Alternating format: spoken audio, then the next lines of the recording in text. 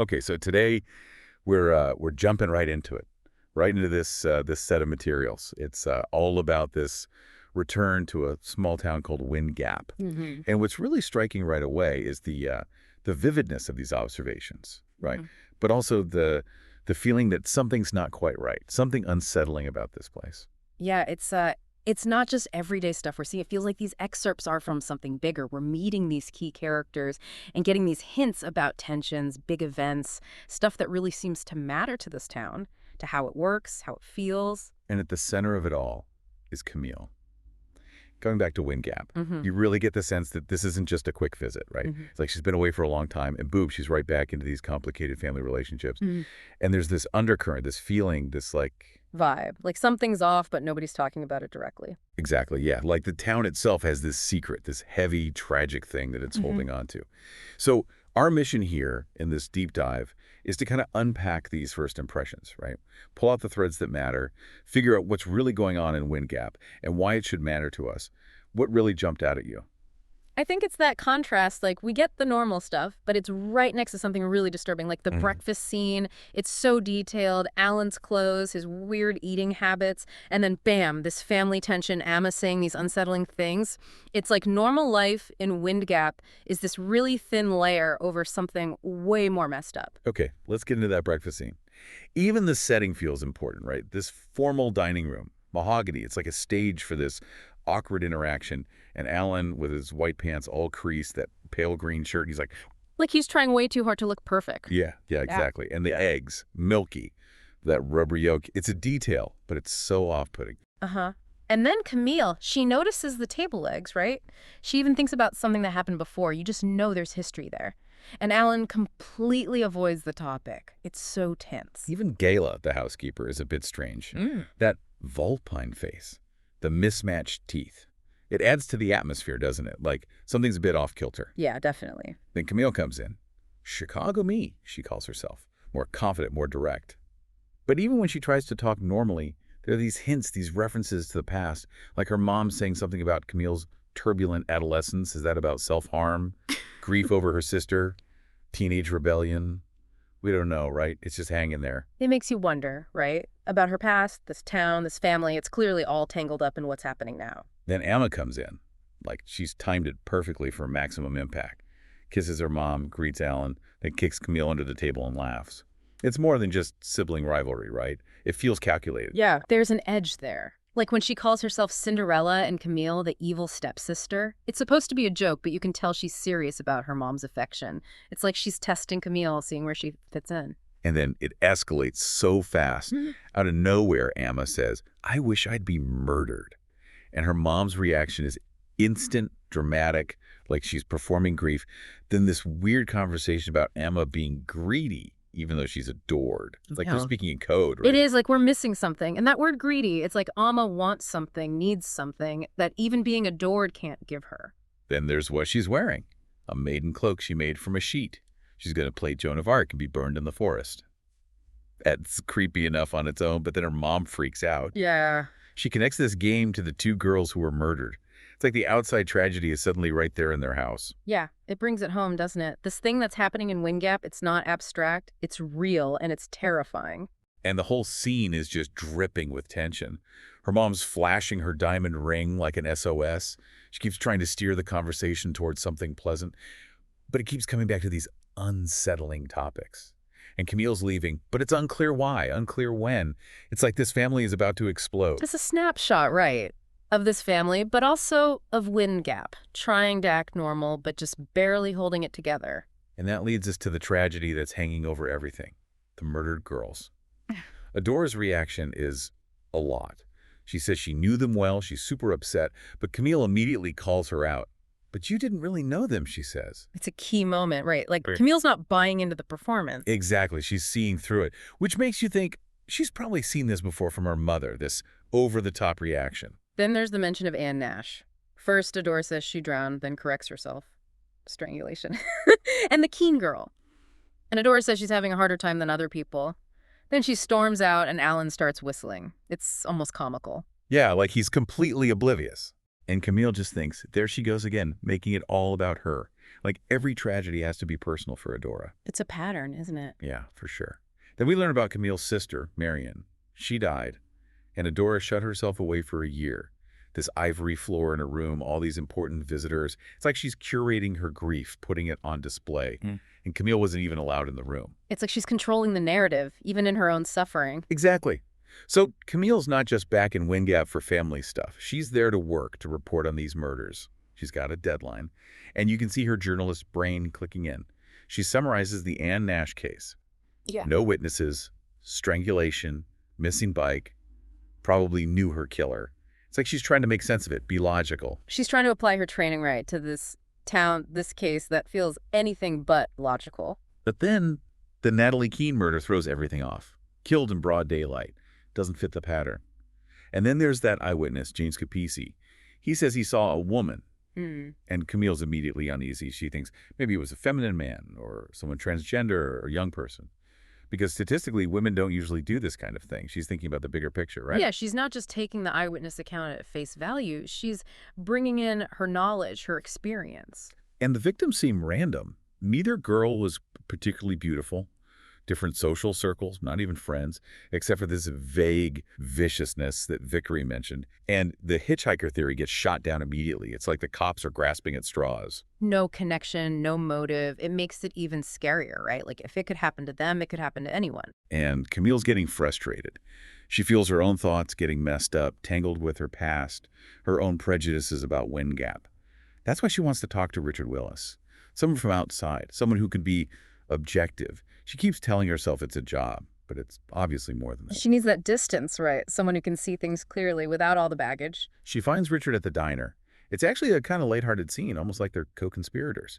He keeps telling this anecdote about toast, which is a weird little detail, but it kind of humanizes him. Yeah, it makes him feel real, relatable, which is important with everything else that's going on. Camille cuts to the chase. She needs information.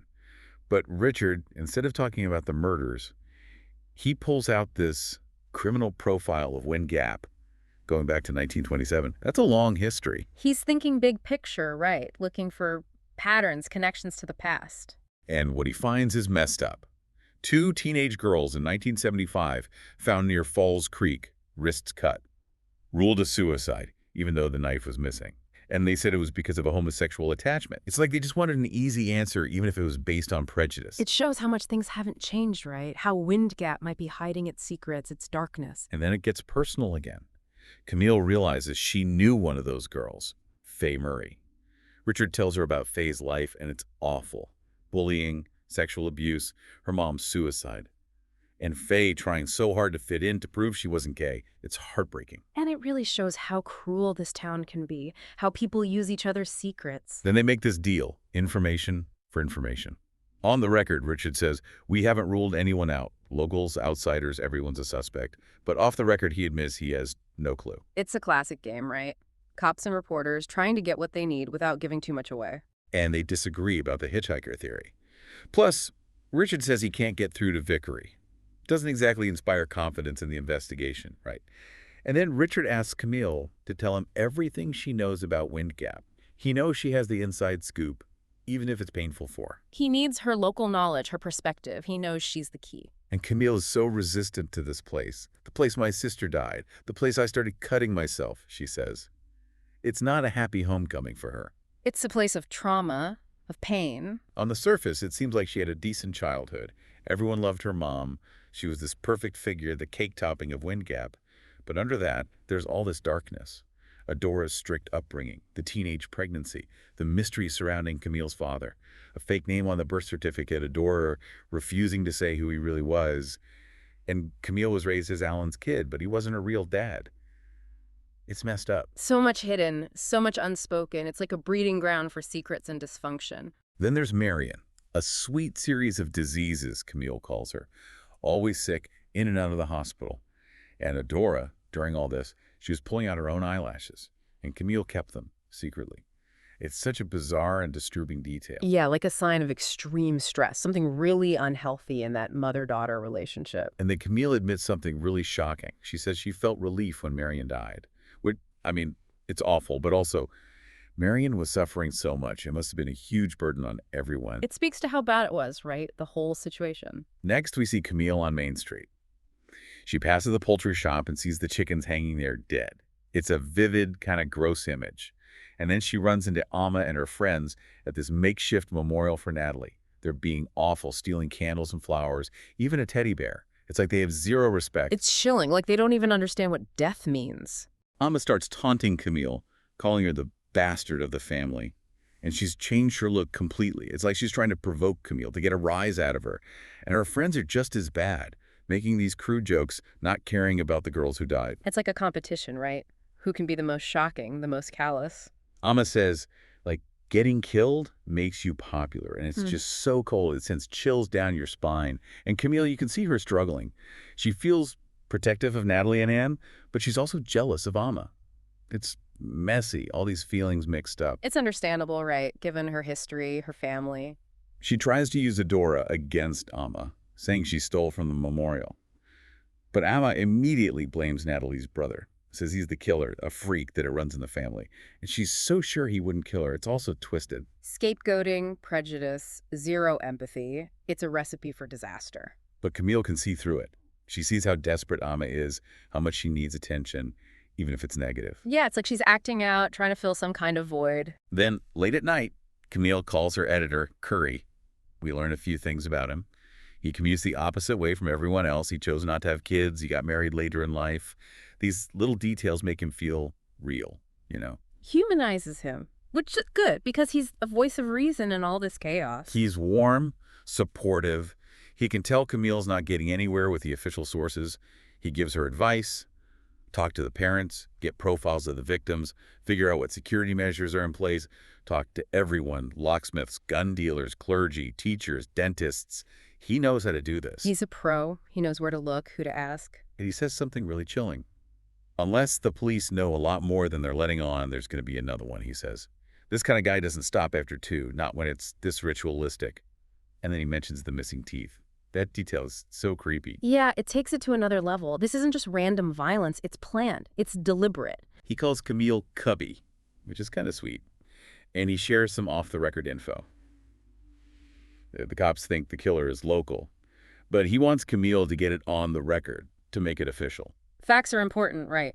Especially in this kind of situation. Camille tells him about the eyewitness, the woman James Capisi saw.